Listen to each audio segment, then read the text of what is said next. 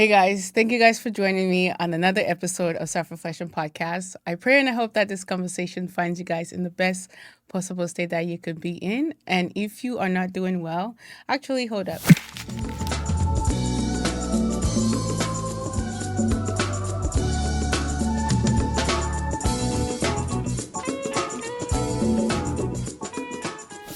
This is our first podcast episode for the year. And I am super excited to get into this podcast episode. But not only that, I want to first say thank you. I want to thank everyone that listened to Self-Reflection Podcast last year. We had a significant growth on Self-Reflection Podcast in a way that I did not expect for that many people to listen. At least 99% of the people that listen to Self-Reflection Podcast were all new listeners. And we had many people re-listening to Self-Reflection Podcast more than once. And we had people listening to Self-Reflection Podcast the same day it dropped over and over. So thank you guys so much for being part of this community. I can't thank you guys enough. I hope that we continue to grow in 2026. Super excited for this year. And I'm also excited for all the guests that we're going to have on this podcast episode. And I'm not going to shy away from this moment right now. We are opening Self-Reflection Podcast with Cassandra, the founder of Clean Living magazine. And I think it's the only way to do it this year, Super excited. So help me welcome Cassandra. Hello. Thank you so much for having me. This is amazing. Thank you. Before we get into our conversation today, can you let our friends and family members on Self-Reflection Podcast know a little bit about you? Sure. So I have the magazine, which stemmed naturally from my show. We have an agency, and we focus on helping businesses grow, launch, scale, raise, and exit their companies. Mm-hmm. So we have an all-female team, and we do everything from like social media management to PR and marketing to events. And at the core of everything is strategy. So I'm a strategic advisor, and I work with the founders one-on-one to help them mentally with their, sometimes it gets really personal, but a lot of times it's on the business strategy of how to take their business to the next level. That's when they usually find me, when they're like hitting a plateau and then they get a recommendation. So they come and find me. So our events and the show is like one of our PR pieces of the agency. Mm-hmm. And naturally the magazine is another one of those pieces. So again, that's PR as well. So PR, marketing, branding, but people know me from my makeup career. I was a celebrity makeup artist. I traveled the world with the PGA. So I've had a lot of experience hosting large-scale events and working big events like F1. So I have notoriety in the industry, in the entertainment industry, but also in the, our podcast has been around since 2018. So a lot of people know me from the Clean Beauty show back in the day, which we rebranded recently into the Cassandra McClure show. So yeah. Oh, thank you so much for joining us on Self-Reflection Podcast. How did you, talking about rebranding, how did you get into the social media space? I guess MySpace.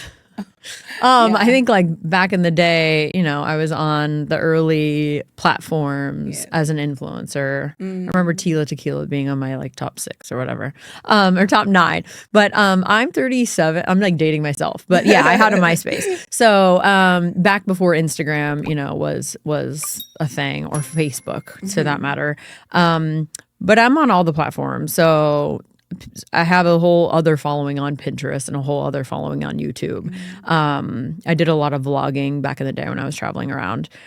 So I was never shy with the camera, and in the modeling world, in makeup, I mean, there was always cameras out. I was always on sets of music videos and TV and movies and in Hollywood where I went to school for makeup. So I was always it was so natural for me to have my flip phone out and taking pictures. Yeah. And I was taking selfies before I had a name. So I was always into it, like super into it. Beauty and fashion and all that, you take photos of that and you share it. So that's how it's so natural for me to now be on stories every day and sharing every day, and why I have a following on, Instagram where most of my people are. Yeah.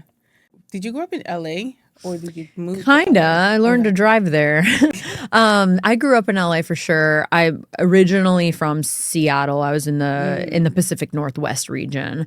But literally the day I turned 18, I had a one-way ticket booked to LA. Like, I got out of there real fast because it was really cold and wet and rainy, and it was not my vibe. Like doing hair and makeup and getting rained on every day. Yeah. Yeah. Okay. I'm doing the show a little bit different. I think I told you. Yeah. Usually I have preset questions that I ask, but I'm trying to go the more organic route. And with that being said, Self-Reflection Podcast, somewhat the foundation is about mental health, self-care, and motivation. And looking back into your journey as you have built this like empire for yourself, what in your childhood kind of shaped you to build the mindset that you have now? Well, actually, if we're gonna go like real deep, like last month I was diagnosed with PTSD. So I thought I had anxiety, and turns out my childhood traumas kind of shaped who I am, and a lot of my strengths can't like the hustle mindset, almost like the fight or flight, always going, always working on projects, and getting out of traumatic situations. That, as a hustler, as like a entrepreneur and being on my own, those things set me up to be successful and have a multi-million-dollar empire and properties and live in Palo Alto and be here in the Bay Area and have and build the agency and the production and everything. But after I had my daughter, she's 3.5 now, and the anxiety didn't go away. They told me it was postpartum anxiety, and they prescribed me, pills to combat that. And then after a year, I went back and I said, these aren't working. I still have anxiety. And they were like, oh, well, that's just you being a mom. Like, you'll live with that for the rest of your life. You're always going to be concerned about this human you brought into the world. I didn't really like that answer, so I upped the dosage. That didn't help. And then a couple months ago, my friend was like, maybe you also have ADHD because you do so much. And I was like, okay, maybe I could get treated for that, and maybe there's something there. So I went in to the doctor to try to get prescription for this, to be able to focus a little bit more, because I do bounce around a lot. I can't sit and meditate. I'm like one of those, like I have to be doing something. So I start going through these lists of questions, and then whatever question we got onto, she was like, that's interesting. Can I ask you a new set of questions? And I was like, I wouldn't know the difference. So sure. So then she's like, well, these are going to get really personal. And she said, do you avoid anybody in your life? And I was like, yeah, I have no contact with like 90% of my family. And she was like, okay. And she started asking me all these other questions, and they were triggering. And she was like, this isn't going to change anything, but it's also going to change how you think. Like, I'm going to give you a diagnosis, and you can choose if you want to do anything about it. But it's just really about awareness. And I was like, okay. And I was like really worried, like, how is she going to diagnose me with something just after these questions? She was like, you have PTSD. And I was like, okay. And she's like, the first thing you should know is you're not crazy. Because, you have all these thoughts and feelings, and I'm very reactive, and I get really defensive if somebody's asking me certain questions that don't even really apply. Like, one of the main things that this has brought to light for me and my husband is, he'll be like, hey, did you leave the keys in the car? And I'll be like, what do you mean? Like, what did you leave? And I'll get really defensive. Yeah. And that's a mechanism that I learned is just a protective mechanism that my body has built to combat being blamed, because I don't want to be blamed for these traumatic things that happened in my childhood, like being abandoned, all these things that happened to me. And so that has been, I'm really happy to be bringing that into 2026, because it also explains why I like helping other people with their problems, because I'm a problem solver naturally. And it's so healing for me to be able to work through things and actually kind of be therapy for other people, be a therapist in business and in life. And when they're happy and they have a breakthrough, it's like my own breakthrough. It's like my own. So it's very personal to me. And these people become my friends and come to my baby shower and end up being part of my life and friends, because we've worked through something together and it goes so much deeper. So it's been really interesting to find that out. And it's helped my marriage. It's helped me with my relationship with my child. It's helped me with my anxiety naturally, like no more medication, because I'm able to stop and think and actually say, that was really triggering. Give me a minute. Yeah. Like learning, like having a toolbox. And ChatGPT has actually been really helpful because I'll be like, why am I feeling like this? Because it knows me now, because I'm telling it all these things. And it's like, oh, that's because this trauma. And then I'll be able to kind of link them together. And I'm like, oh, I don't have to wait for my next meeting with my therapist to answer the question. Yeah. That I'm like, why do I feel like this right now? Why am I so anxious? Yeah.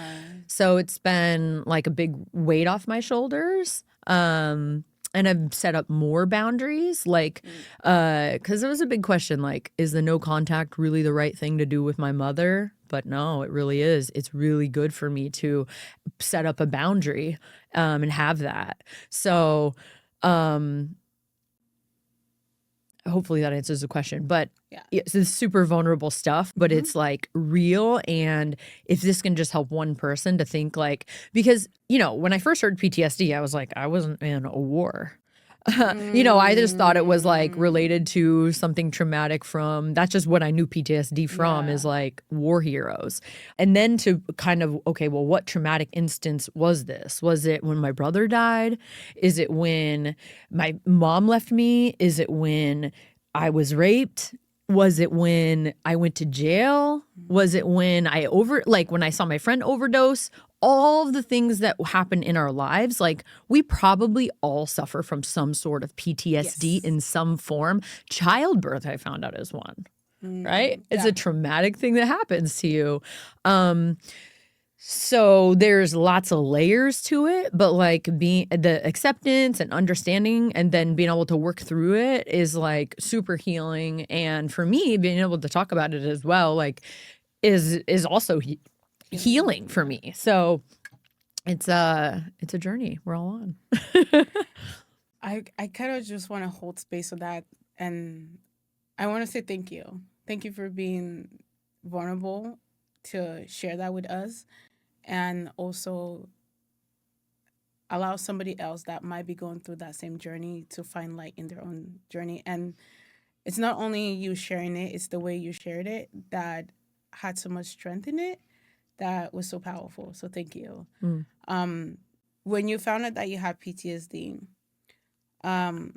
what emotions did you feel in that moment? Did it feel like awkward? Because sometimes a lot of people, when they hear that word, it's like, oh, am I crazy? Like you said, your doctor immediately told you not to think like that. What emotions went through your body? Well, thinking or knowing something was wrong and needing to go to somebody for help, it definitely was already, there was shame around it. And I was like, why is something wrong with me? And thinking, oh, you have ADHD. There's not a lot of positivity around that. Yes. So already knowing, oh, I'm going to have to get on a prescription to be able to control myself, like that doesn't feel good. It was actually kind of a relief when I was told about the PTSD, because I was like, oh, and a lot of things made sense, although I didn't understand it yet. Like I had to immediately go online and like research, like, what is it, and understand it. Yeah. But then it was like, oh, I don't need to separate from my husband. Like, it's not him. It's not me either. It's like this thing that's like hovering over this cloud. And I'm not crazy Yeah. and all those things. So a lot of emotions, like if you know me, you could hear it in my voice because it's super emotional to go through, because you are awakening these things that have been dormant in your system since literally I was 13 years old. So that's a lot. And so I think the best thing you can have, and how I found out about this in the first place, was the security that I created for myself. And why I've worked so hard also ties back to it. So creating the security, making the money, buying the home, finding the husband, doing all those things to create that nest, because I didn't have it before, made so much more sense to me. Like, we all want that, but like for me it was like life or death if I didn't make these deals happen and everything, and work night and day, and like true entrepreneurship. Like, and my husband has it too, but he didn't have that trauma. He's just really driven. Yeah. So like we do things for different reasons. And from the outside, you're just like, everyone's just always patting me on the back for working really hard. But it's exhausting. Yeah. And so that's one thing that I learned sleep can't help when you have this kind of adrenaline in your body, where you're always hyper active and waiting for the next bad thing to happen. Your body actually can't fully relax. So to learn the breathing, the different types of meditation, and the ways that we can kind of calm our body, and systems that we can implement into basically have a routine with a certain type of, like for me, it's Palo Santo, a certain type of tea at a certain time. And we actually have to tell ourselves, all right, we're safe. We're at home now. We lit the candle. We can turn off. The kid's in bed. This is our time. This is our safe space. You know, for me, it's like the dim lighting and the candlelight, and like the evening time that gets me to kind of wind down for the evening, my bath. Now I can enjoy the things that I was trying to do so hard. And I'm like, why isn't this working? Yeah. How can I go to do yoga? It's not working. How come when I go for a run, it's not working? How come when I go to the salon and get a massage, it doesn't make me feel any better? But now it's like, because I had to really tell my body and like tell my inner child, like, we're okay, then you can actually enjoy those little things. So yeah, if someone's struggling with that, it's like, that's why, because there's something, and you may not actually even know the trauma.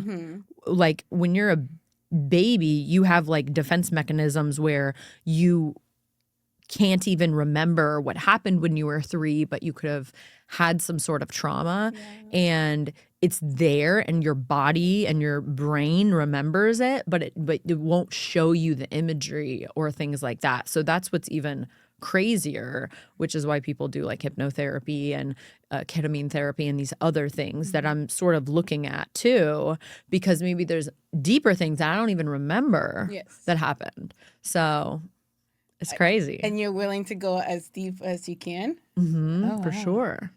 That, and also when you talk, it sounds like acceptance. You have got to a place where you accept, you know, the stuff that you have uncovered so far. That's what it sounds like to me. And also when you talk about reminding yourself like you were safe, some of the things I also tell myself is like, I'm okay. Like, I'm okay. You know, and sometimes I remind myself, what date is it? What time is it? Just so I can like bring myself back into like the present moment, you know. So yeah, we're going to move into the mindset that you have, right? I know you said having strong boundaries is one of the ways that you keep yourself going. But when it comes down to building this resilient mindset, right? What are some ways that you got to build that resilient mindset? And if someone is out there looking to build same type of mindset for themselves, what are some advice or tips that you can like support them with? Mm. Well, my motivation was what I didn't want. Mm. Knowing what the other side looked like and felt like. Um, so, for example, when I was 16, looking around at everybody, um, having to go to an alternative school, my friends are getting pregnant, I myself got pregnant. Like, I knew, okay, this is not what I want. I don't want to repeat the process that my family members, my mom made. Mm-hmm. Um, it just turns out to be poverty and paycheck to paycheck and uncomfortable environments and not really fulfilling my dreams. Yeah. So I got 2 jobs and I worked until I could graduate, and I knew I also wanted to graduate, so I was one of the first to graduate in like a couple 4 or 5 generations, high school, you know? So knowing and getting certain wake up calls, that was the first point of, okay, this isn't for me. This isn't where I belong, like physically, mentally, the environment. Yes. The other people weren't thinking like me. So not feeling like I fit in. Um, and also having these crazy audacious dreams that I didn't even feel like anyone would understand if I told them. Yeah. I just knew I'd be called crazy, and I already knew that they saw me as an outsider because I didn't like fit the mold of that society. So, I was just kind of a lone wolf, and I always knew, okay, I want to have my own business. And I really didn't know what that looked like, but I was one of the first people to have, like, when I moved to LA, I had I called it a mobile styling, and like I would go to people's houses to do the hair and makeup. I would go on set. And that was a term, but literally taking all of my makeup and hair stuff and everything, and my jewelry, and styling people for events and things. That was kind of my first. I mean, even in school though, I was like making bracelets and selling them for 50 cents, like back in the day. I have a framed picture of like of my first real business when I was like, Yeah. I don't know, 12 or something. So I always had that entrepreneur spirit. And my mom, she did say, like, you're not really like us. Yeah. And so I was always trying to hustle and create businesses or something. So I think that if you have it, you know, because you have some of these traits. I think a lot of people try to become entrepreneurs on the other side that I meet, like clients, and they're not self-motivated. The problem with that is you are your boss.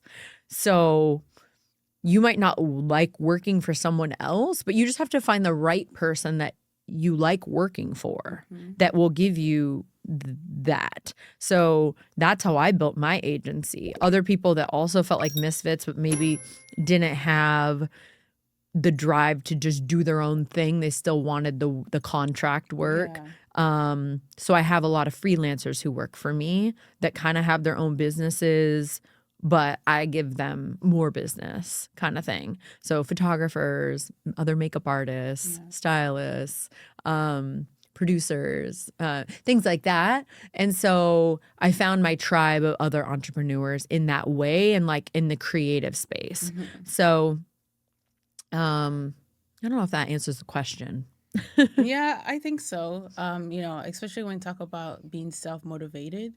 Um, of course, we hear this thing that's like motivation kind of like flees away after you do it for a while, right? And you have to find whatever it is, the drive, whatever your why is to keep going. So, at least that's for myself, like what I've figured out. Because sometimes I'm not motivated. I don't want to do it, but I'm just like, why am I here? Why do I want to do this? and also life is beautiful. Just to Mhm. say that. When we talk about, we're gonna move into the magazine work. We're gonna talk about your event that you recently have. But before we go into that, I just want to share um a, a bracelet that she got me. Pretty cute. Do you sell this or no? No. So we hold retreats every year. Okay. This was our Clean Living Founder retreat that happened like 2 weeks ago. Yeah. And around our retreats, we in the middle have a launch. So we did a magazine release launch Saturday up at Camus Rutherford Estate in Napa Valley. And for those that don't know, it's like a really prestigious winery ran by the Wagner family. And Charlie is actually one of the members of the car club that I met. I'm a member of the Napa Valley Car Club, and Andrew's on the cover with me. He is the founder of the car club, and they have a bunch of exotic cars you can rent, and you can also be part of this really cool space. Like it's a social club. Mhm. And so we merged and brought my collective and his membership base, and we opened up our collective to other men. And so two men for the first time. And so we put him on the cover with me because we both generated business for Napa, and their members generated business for us. And it was a really good partnership and collab. So we had our founder retreat weekend. It was centered at the RN Hotel and the Ondas, which are two hotels downtown Napa. And we had about 250 people come out from all over the world, but we had about 50 founders that stayed and took over one of the hotels. And we had a local jeweler, Philosophia Designs. She actually made these bracelets. And instead of, the plastic, we're clean living. So instead of, plastic bracelets for the weekend or whatever, I was like, let's do something more elevated. So she made us custom Clean Living gold bracelets. And she sat there with her gun and did permanent jewelry for everyone that came Wow. and fused them on everyone. But then I asked for a few extra that had a clasp. So Yeah. I gave you that one of those. And it's just like a little memento from the weekend, and permanent jewelry for me lasts forever. And so for all the women and men that came out, I just thought it would be a nice touch that they could keep for as long as they wanted on their wrist to remember the investment that they made in themselves, in their business. And we always hold something in December. It's my birthday tomorrow, actually. Oh, happy birthday. Thank you. And so I always hold like a big event in December and invite other community members, other businesses, and it's such a great way to go into the holiday season in 2020 and the next year. So I wanted to give them all that to hold on to, because I feel like if there's anyone out there like me who the holidays are a tough time. We have Thanksgiving and then Christmas and New Year's. And if you are single around New Year's, we have the ball drop, you're supposed to have a kiss. And if you have Christmas and you don't have kids, or you don't have parents, or you don't have brothers and sisters, or you aren't talking to your family, or they're far away, that can be a really lonely, tough time. And same with Thanksgiving. Like for me, it was me, my husband, and my daughter this year. And it was because I set those boundaries with my other family members. If you think about it, it can feel sad because I grew up with such a huge family. So what I really wanted was to cultivate my found family, which is my collective members, all the women and men who came out for the weekend to celebrate with us. That was, it was the 13th through like this, the 12th through the 14th. So, to come out to Napa was a big deal for so many people. Yeah. And some of them did bring their spouses or their families and things. And it was just a really special time. And so I think that's where my real love for events comes from, is bringing people together and remembering those happy moments from my childhood when I would have a birthday or, someone's party. Yeah. And I brought that with me through my life to host others. And that's just one of my superpowers, is really bringing people together and connecting them. So more than just like, oh, let's drink, let's have fun. It's like, oh, hey, me, meet this Jessica, meet Kristen. You guys both love astrology, and she's an astrologer, and Stellium Beauty was astrology. So I invited her to meet Jessica because they both have astrology parts of their business, and I thought it was really cool. So those kinds of introductions, curated introductions where I invite certain people so that they can connect and become like business partners, lifelong friends, like they can get together, especially like Bay Area. Yes. Our last big event we did for the Oscars, and the Oscars is in LA, and I love LA. Obviously, I kind of grew up there and have a lot of connections there, but the Bay was definitely missing. Like we had a huge team from the Bay Area in LA, but for me it was like, no, I want to build here. Like I set roots here. Like my kid's going to grow up and go to school here. 49ers, like we have the Super Bowl coming up. We have a huge week. And I really just want to invest and give back and be and grow with the community here because I'm not leaving anytime soon. Yeah. And so Napa was really that first big we had a retreat in Carmel too in 2020, but it really showed that like we can do a lot in the Bay Area. You know, SF has been struggling. It's hard to throw like a 3-day retreat in San Francisco and a lot of parts of the city and things. It's still, I feel like we're gonna overcome a lot of the issues with San Francisco, but there are a lot of other beautiful places in around the Bay Area that we can hold amazing, beautiful events. And so Camus is one of the ones we highlighted, and these hotels and the car club and all these really cool places that you would have never really known about unless you went up to Napa to experience them and meet the founders of these really cool companies. So that's what the collective is all about. The founder collective is like, hey, let's highlight Dotto, which is a construction company out there. Let's highlight Hourglass, which is, an astrologer. And you wouldn't think those go together, but she's a business astrologer. So she helps a lot of these businesses. And so that's what we love. And we have really cool events coming up this next year, which I really hope you can be part of and come as media. And the Super Bowl is going to be really amazing because it's been 10 years since they've only had 3 Super Bowls in the Bay Area. This will be the 3rd. It's at Levi's Stadium. And on Saturday, the Seahawks and the 49ers play there. So I'm going, and I'm really excited to like manifest that into the new year. And so yeah, it's exciting to be living in Santa Clara, like where the Super Bowl is going to happen. And that is going to generate so much business and revenue for our community. Yeah. So I'm really excited to be part of that and be part of at the NFL, all their media events, the media day. You should come for sure, and cover all the players and all the events that are happening. We have Calvin Harris coming into town, Diplo, Shaq, T-Pain. I mean, so many cool artists that are coming in to celebrate the week and sports, and like where culture's kind of colliding with community and all these really cool things. So really excited for what 2026 is bringing like to us in the Bay Area, and like all the cool things that are going to be happening in California too. Even like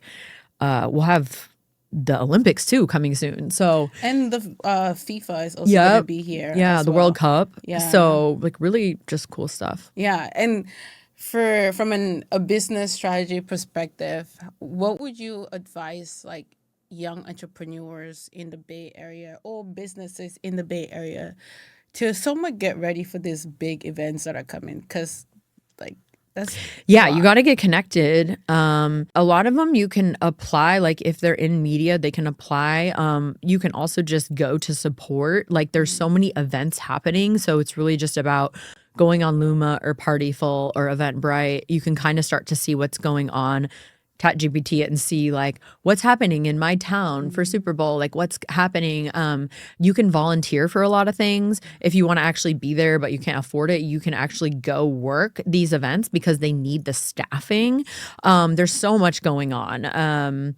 So the world is really your oyster if you want to get involved somehow and like show up, represent the team, hopefully it's the 49ers. That would be really crazy. Yeah. But whatever team, you want to support. But yeah, get out in the community and show really like how great the Bay Area is. Like we all need to represent and show up for each other and the world that's going to be watching. So it's going to be really exciting. Bad Bunny is performing. So really exciting times.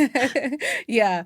We're going to take a break real quick. Guys, I just want to ask you, if you have yet to subscribe to Self-Reflection Podcast, please go ahead and hit that subscription button. I greatly appreciate it as we look to grow our community here on Self-Reflection Podcast. And I also want to say thanks to everyone that have subscribed to Self-Reflection Podcast, that continue to listen to our show week after week. It means a lot to us as we grow. Also, if you want to connect with us on social media, you can find me on my social media at Lira, LIRA_NDIFON. And you can find our Self-Reflection Podcast page at Self-Reflection Podcast on Instagram and TikTok. We're going to get back into our conversation with Cassandra. Where did the name Clean Living Magazine come from? Or just, why did you change it? Because I know you said you had something else. How come It was Clean Beauty. Okay. So in 2018, I was diagnosed with an autoimmune condition at Stanford. I had partial vision loss, psoriasis, severe allergies. Girl, you're a trooper. I know. So I found out that the products that I used from a very young age. So when I go back and I look at when I started using makeup, I kind of use it as a mask to morph and to hide almost. So going to school, I wore heavy makeup. But as I got older, I got better at it because I did it every day. And I started doing my friends and like I was doing Tolo and prom and like my friends and stuff like that and got really good at lashes and everything. And then I went into beauty in a different form, so modeling and stuff in LA, then working with the PGA. So I worked with all the wives on tour, like on the golf tour, and then I got into weddings and events. So a lot of brides, a lot of enclosed rooms where there's like 10 bridesmaids with hairspray for hours at a time at 6 a.m. And so that's when my outbreaks would sort of happen. I'd come home and my eyes would be inflamed, red, itchy. My nose was running. My throat was itchy. My skin was breaking out. And that was kind of, I never associated it. I didn't really, it wasn't intense enough because I was living with it for so long that I was going to sleep in sheets with my Tide laundry detergent. So I was constantly uncomfortable and itchy on my skin. I was washing my hair with shampoo and conditioner and the soaps and my baths. It was all fragranced. And so when I went into Stanford, they didn't ask me that. They were just like, hey, come in and get shots in your arm once a week and that'll like help. But this is probably a lifelong condition. But at being 25, I kind of didn't like the idea of just getting God knows what injected, taking time out of my week, having to sit there. And I was just, the first time that it happened and I looked around at all these like really old sick people and I was sitting there, I just felt so out of place. Like something's not right. Like, there wasn't anything in my bloodline that signified that was normal. Like no one else had allergies and was prescribed an inhaler and had the psoriasis and all these things. So one event that I went to, this woman told me about how she had cancer and that fragrance triggered her allergies. And that stood out to me because I was like, oh, allergies, fragrance, like there's a connection there. And she was like, yeah, it's in like our cosmetics. And I was like, what do you mean? I'm a makeup artist. And I went home that night and went through all of my products and everything that I had in my vanity had fragrance on the label. My mascara, like, and I was like, I wonder if I don't use this for a couple days, like if any of these symptoms will clear up. In 72 hours, I could see better, I could hear better, I could breathe better. I slept better. My inflammation went down. My best friend came over and was like, "Are you on a diet? What are you doing? You look good." And I was like, "Oh my God. I Yeah. cannot believe this." I took the air fresheners out of my wall. I was using a Glade air freshener. I was lighting a candle that had fragrance. I was using dish soap and hand soap that were making my hands like kind of cracked under my rings. It would be really bad because the soap would sit there and it would make my skin raw and red, inflamed. I had no idea. I just thought I was messed up. Yeah. But not using all those things, I went crunchy. I didn't even have a deodorant because I was using Dove.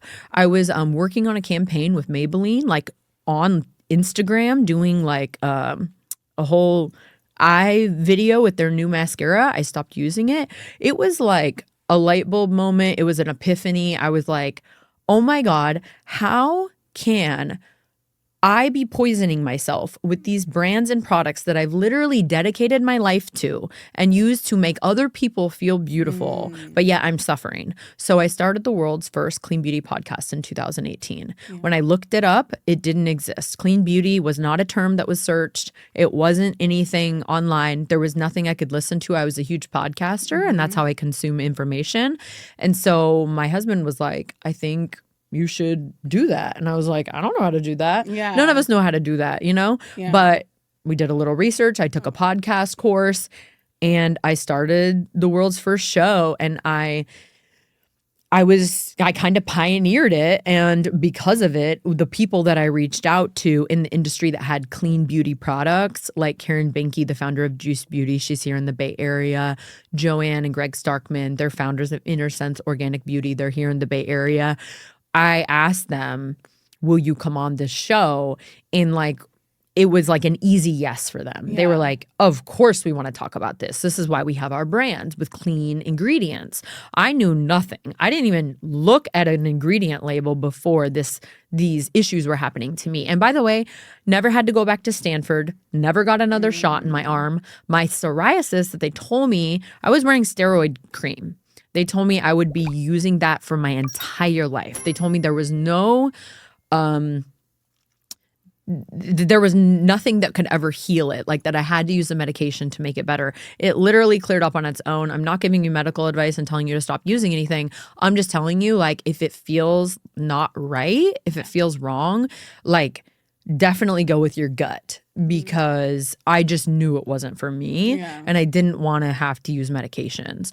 So luckily, it was as simple as not using anything. So I did a video that went viral where I threw all of these products that I put in a cardboard box in the trash, and it was like thousands of dollars of my collection of all my Burberry, my Gucci, all my perfumes that I collected, like, because they would, as soon as I sprayed them on, it was like itchy, watery eyes. I could feel it. And to this day, I have to swatch test everything on my inner wrist, every skin cream, everything, to make sure, because I can tell and it'll start itching within a couple minutes. So it's because even now it's amazing that from then, so clean beauty, I feel like we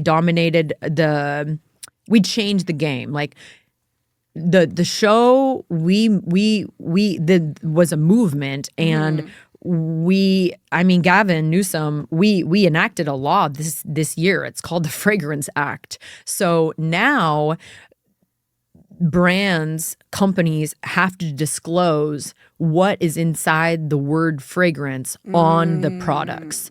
So all these brands and companies have gotten away with it up until now, because it was Chanel actually used fragrance as a term to hide their trade secret formula of how they created their scents.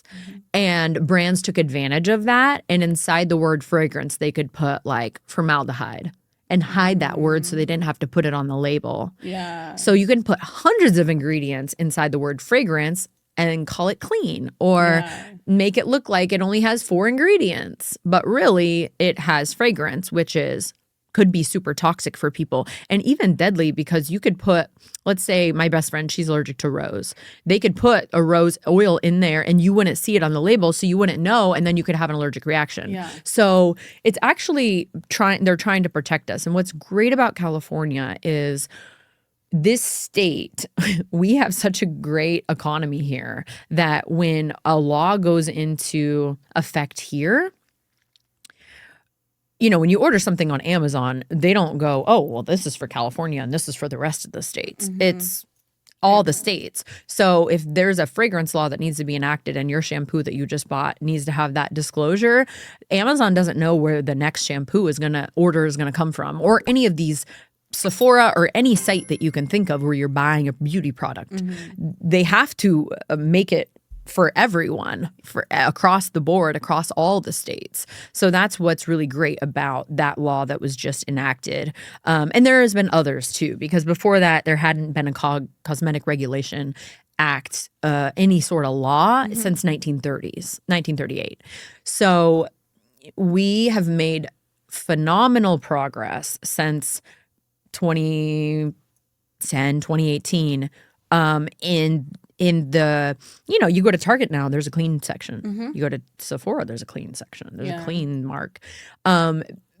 Because we are as you know, we vote with our dollar.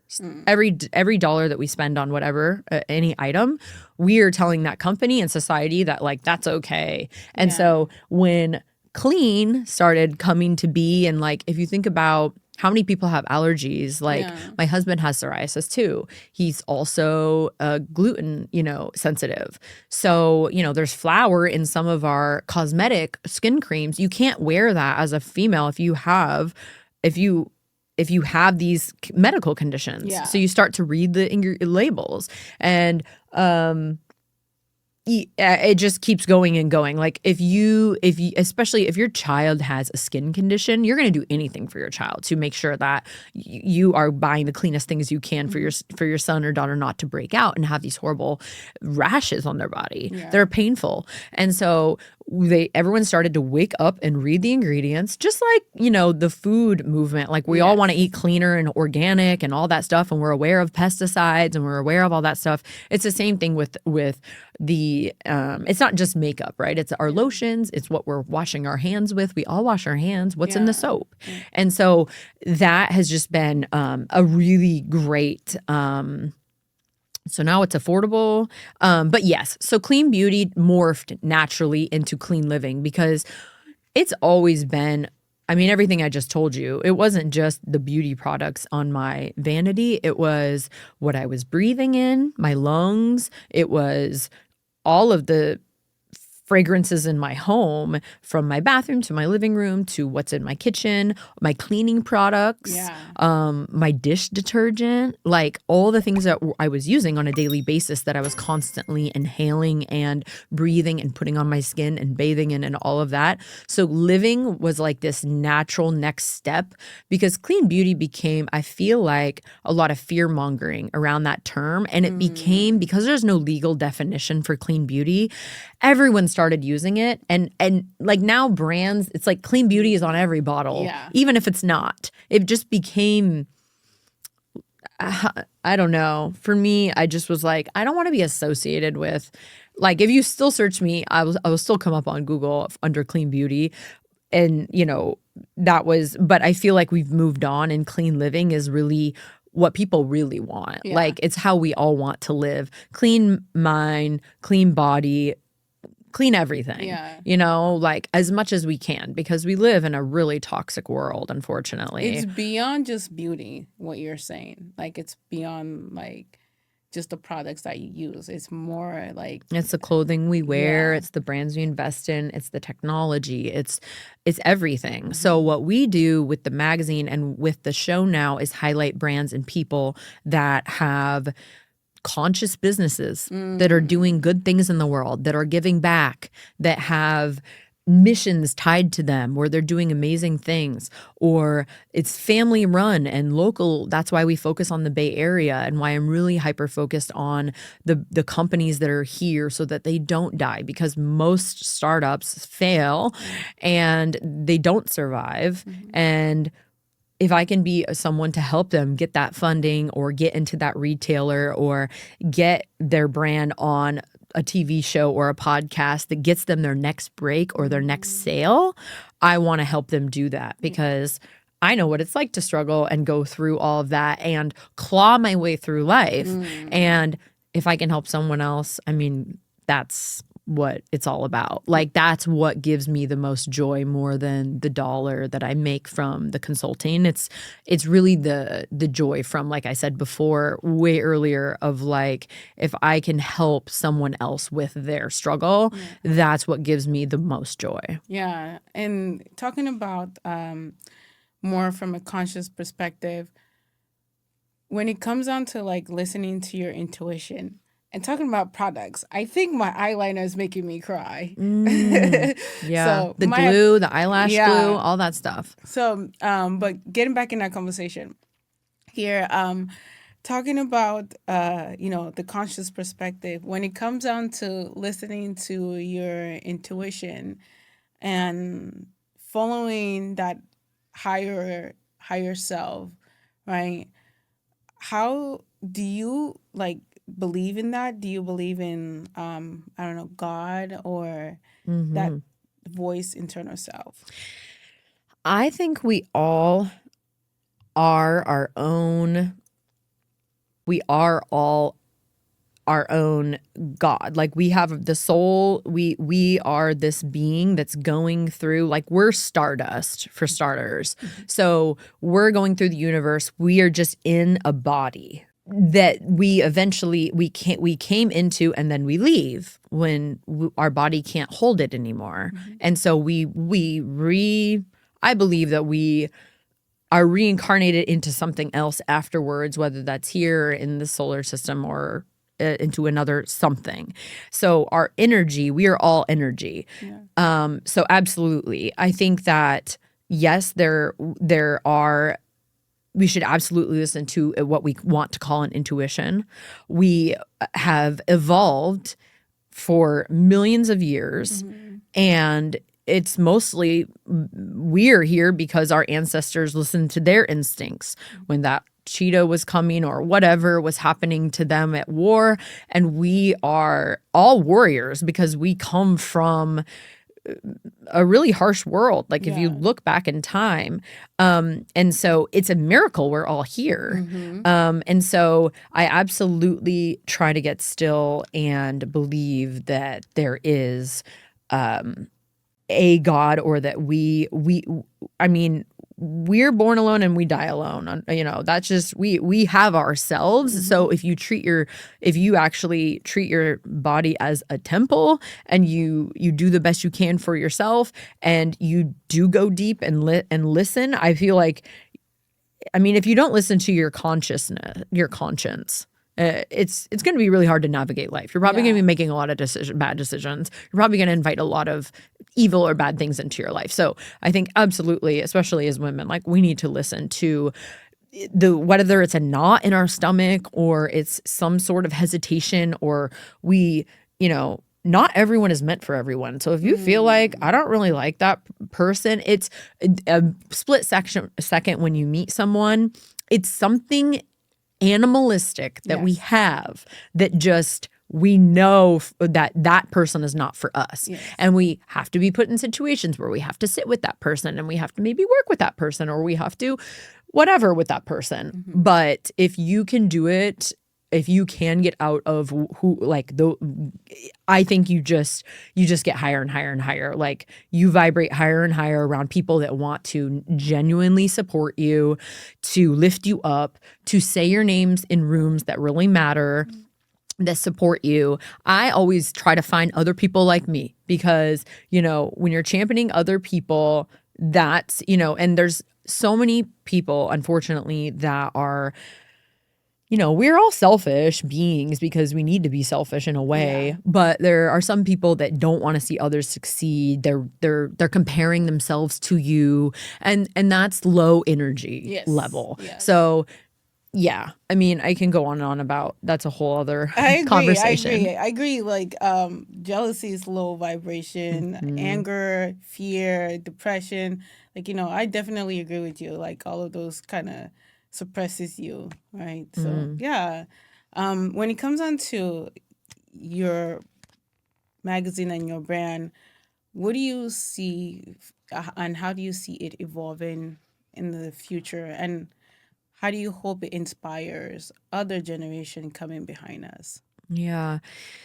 Well, we are working on our Bay Area, California distribution. So we're now in salons and spas and boutiques, hotels, doctors' offices, um, studios like this where people have a minute to sit down and flip through it.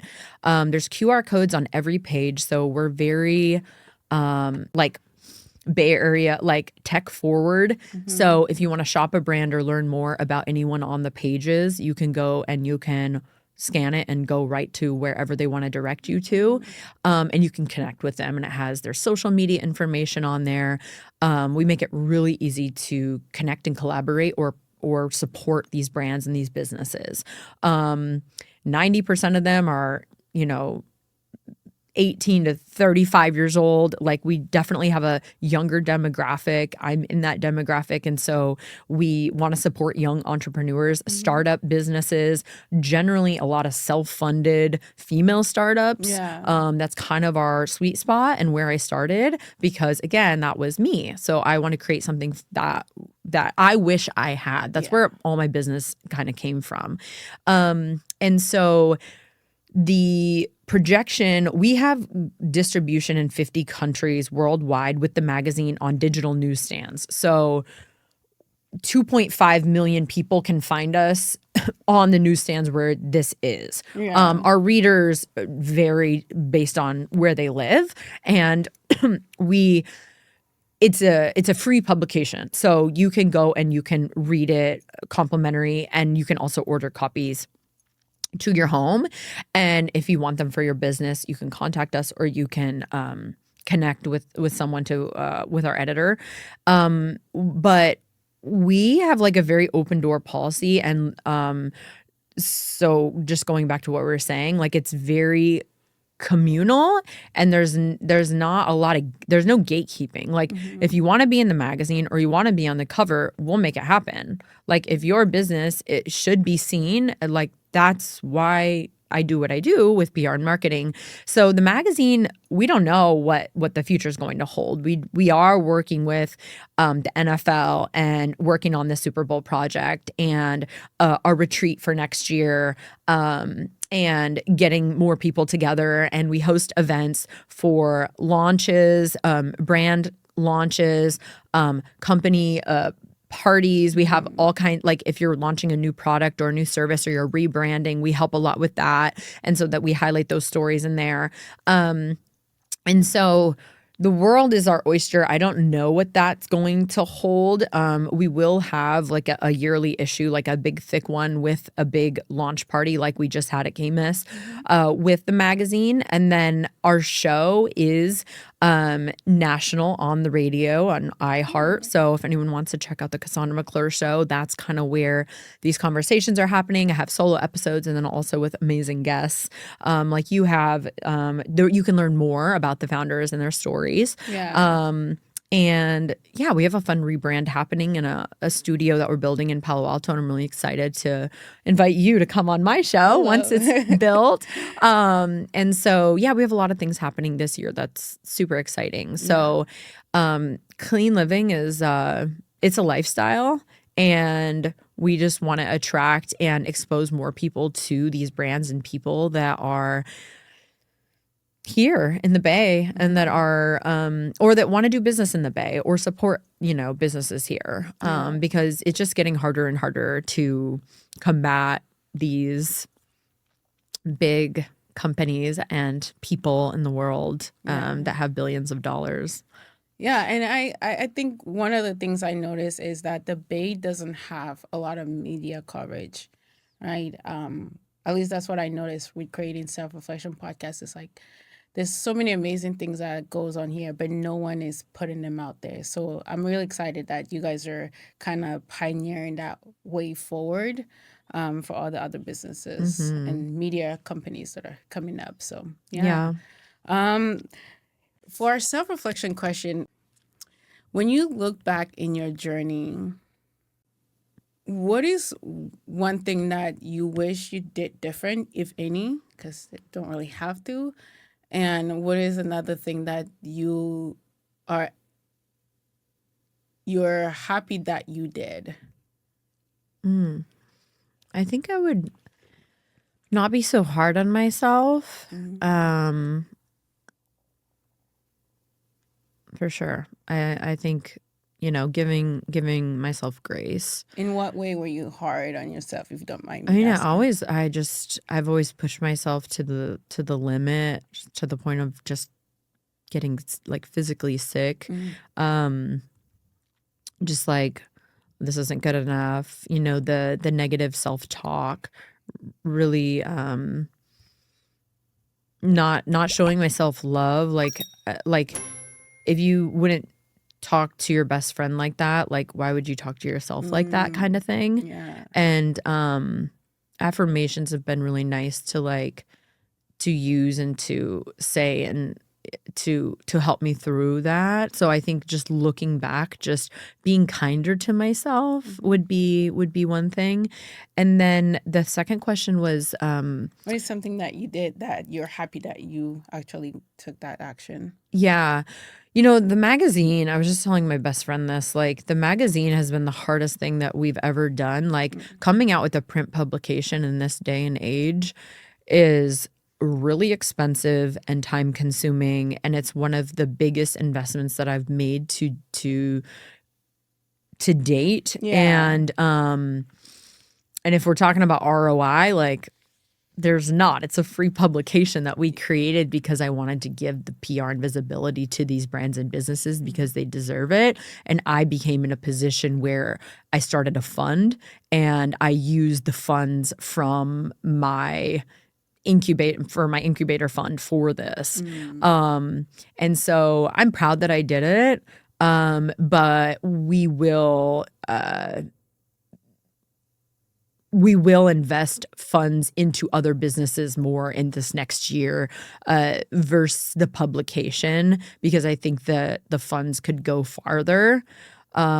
This is discovery, right? So people find out about each other through it, but I think we can do more. So we're going to start fundraising again and bringing on new investors to the board, and I'm going to put some more effort into that. But I'm still happy I did it because it's such an amazing accomplishment to be able to look at. It's a tangible thing that we Yeah. created versus a podcast. You're kind of like, it's out in the universe, in the Yes. air, or you can Yeah. watch it, but it's not something you can touch and hold. And so for me, it was really important we had the print publication. So I'm really glad we did it. And it's really cool to like see people hold it or share it or screenshot and tag us, like just on random days when I'm feeling down. I'm like, oh my gosh, like someone new is reading it at this salon. Like that's so cool. And it's just Yeah. nice to have that reinforcement, and it lasts. I mean, these are evergreen publications, so that'll happen all through the year and beyond, as long as the magazine Mm. stays there. Yeah. So I'm really happy that we did it, and I'm really proud of it. So Yeah. It's really, actually, it feels really luxury. yeah, it's actually from a sustainable printer here in Danville. Oh, wow. Hmm. Okay. I'm going to bring us back into setting boundaries and holding that space for yourself. What are some ways that you set boundaries for yourself, or how can someone begin to set boundaries for themselves as we dive into 2026 for themselves? Um, One that I just is coming to me is my calendar. I use Calendly. It's free for anyone who wants to get organized and take, meetings and make appointments, and have a calendar that people can schedule time with. Yeah. I wish I had some code to share, but I don't. But I actually blocked time off one day a week. I started a couple months ago where I realized as a mom, the Monday through Friday while my kid's in school, and then the weekend I had with her. So I'd work all week and then work harder on the weekends. And I didn't have a day. I didn't have any time that I scheduled for myself. So I actually took one of the days off the calendar, and it felt so good to like have Fridays as my day where I went and got the massage, got my nails done, got my hair done, like just sometimes laid around and did nothing and slept. That was like super healing for me. And so that was a boundary that I thought at first was like, oh my God, one day out of the week, that's like so much time. But really it's not. It's like just the waking hours of those, before I have my daughter in the evening, have to cook dinner and clean the house and do all the things that we do. And so that was the first turning point for me where it was like, no one's missing me. No one's asking where I'm at that day. No one's like, I set those boundaries. I put my phone on do not disturb. And like, that was like such a healing time. And then this past couple weeks, because as an entrepreneur, no one's telling us you have to be back in the office on the 6th. I work from home and we have a home office. And there wasn't, before I was working all through the holiday. And even right now I'm with you. I'm not considering this work. I'm like, this is a little sweet treat. But I actually gave myself a 2-week calendar and did all my auto replies on both of my emails so that it was like, unless this is an emergency, like I am out. Like, and I just had never done that before with my holiday break where I knew I had my daughter and I really wanted to spend that family time. So those boundaries, I previously, a couple of years ago, I would just be like, I'm working every day. I'm working on Christmas. I'm working on, and I was just overworking. But with all of these new revelations in my life, I'm like, that isn't tied to my self-worth. Work doesn't mean that that's how much I value myself. And I also need to be a good mother and keep up my home and have a date night with my husband tomorrow, like plan things for ourselves and fulfill our life. Like we work so hard, like when are we going to enjoy it? And like before it was like, when we're 50 and we retire, but it's like, what if we don't make it to then? We should enjoy now. And so giving myself permission by putting up boundaries. Yeah. Super important. I love that. Thank you again so much for joining us on Self-Reflection Podcast. I hope that this conversation found someone else that is starting the new years and inspire them as well. Very inspiring getting to know your journey from early childhood to like where you are right now, building this empire for yourself, right? If you were to talk to that young girl from like your past life, what is one advice you would give her or comfort word?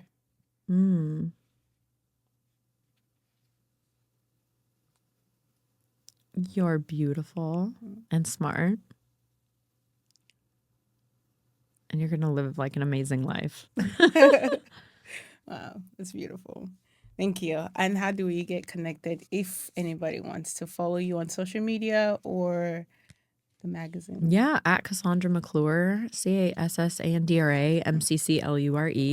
And I'm on every platform, also CassandraMcClure.com, CleanLivingMagazine.com. I'm mostly on Instagram, and if you DM me, it's me responding to you. I'll send you a voice note. I'm like super connected with all my people on there. And we love hosting events. So if you want to come to Super Bowl week, reach out. We have lots of really cool events with Maxim, with FHM, lots of different outlets and different NFL players. And then we also will have our founder retreat in April. And that'll be here in the Bay Area as well. Our next founder retreat, we like buy out a hotel. And usually it's like, 15 to 25 women that are together for several days. And we do a lot of like inner work, but a lot of business strategy work and highlighting each other's businesses. So we usually have some sort of pop-up marketplace and like we're working together on different things. So it's like really cool. We involve every founder that signs up in some way to highlight their business. It's is really awesome. So yeah, definitely reach out if you want to be a part of that or a future one. And then yeah, next December we'll definitely have another big soiree or big party. So yeah, watch out for us. Thank you. Thank you so much for joining us on Self Reflection Podcast. It's been nice to get to know you and also learn about your story. And I also want to appreciate you for being so vulnerable, sharing that part of your life with us as well. Yeah. And I hope it finds somebody else that needed that recognition, I guess, being seen, you know, because I definitely feel like we see ourselves through other people's story as well and find inspiration from there. So yeah. Thank you. Yeah. Thank you guys so much for joining us on Self Reflection Podcast. Again, before we head out, if you have yet to subscribe to Self Reflection Podcast, please go ahead and hit the subscription button as we are looking to grow our community here. Also, thanks to everyone that has subscribed to Self Reflection Podcast. You know, it means a lot to me and it means a lot to the community here that is working with Self Reflection Podcast to grow this podcast. I also want to take this moment to thank our team here on Self Reflection Podcast. When it comes down to DK, Roy, Malik, from Idem to Celestis, Peter, Pepetua, Selim, right? I want to thank you guys so much because I don't think I could have done Self Reflection Podcast by myself. I don't think that the Self Reflection Podcast would be where it is if you guys didn't love on the podcast the way you do and care for it as much as you do. So thank you guys so much for being part of this community and for being the family that I choose to help me grow this platform as well. I hope you have a blessed day. I hope you continue to prioritize yourself. And please do not forget to take some time to do some self reflection. Bye for now.